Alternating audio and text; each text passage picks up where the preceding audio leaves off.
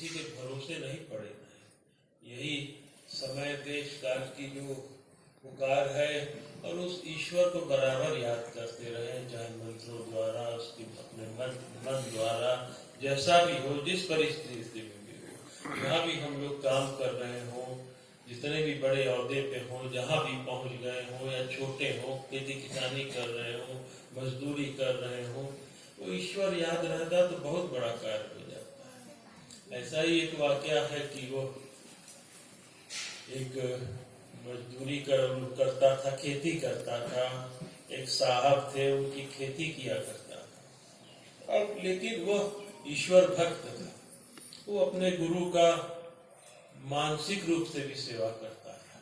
देख रहे हैं कि गुरु जी है, सबको अपना पूजा पाठ करके, सबको प्रसाद देके, जैसे सकल योनि में है, सबको भोजन करा रहे हैं, प्रसाद दिलवा रहे हैं, तो उसके कार्य में वो खो जाता था। तो मालिक उसका कई बार देखा कि काम है नहीं कर पा रहा है, क्या बात है इसको, तो बिगड़ गया। एक दिन बैठा हुआ था, अपना यही विचार में बैठा था, तो मालिक आया, उसने बड़ा बिगड़ा हुआ था, तो एक लात मारी उसने। लात मारने से हुआ कि जो खीर वगैरह दही परोस रहा था, वो चिटरा गया था, कुछ नहीं, लेकिन उसका इतना मनोभाव से वो कर रहा था कि उसने लात मारी, तो उस समय उसके हाथ में जो था वो था नहीं, लेकिन उसके मनोभाव में था, वो प्रत्यक्ष चितरा गया था।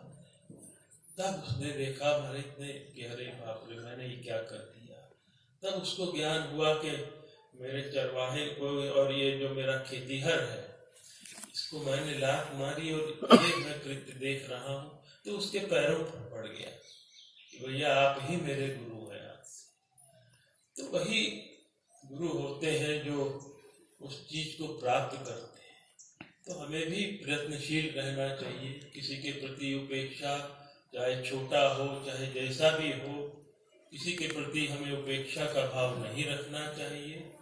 बस मैं आप लोगों से यही कहूँगा कि जो भी हमारी ग्रंथावली, महापुरुष या आप हम सभी जो विचार व्यक्त कर रहे हैं, उनको अवश्य हम लोग ध्यान में रखें, और जो भी कार्य होते हैं, जो भी सेवा के आप लोगों के सहयोग से ही होते हैं।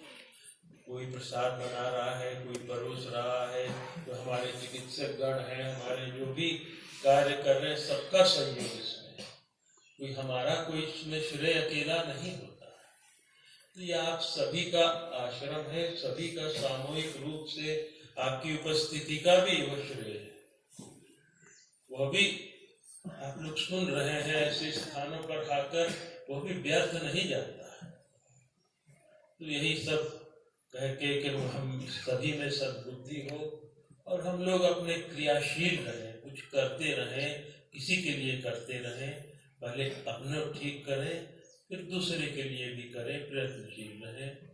इतना ही कहकर मैं आप लोगों से विदा लेता हूँ। आप सभी में बैठी उस प्राणमयी भक्ति को प्रणाम करता हूँ। जय मां सरस्वती।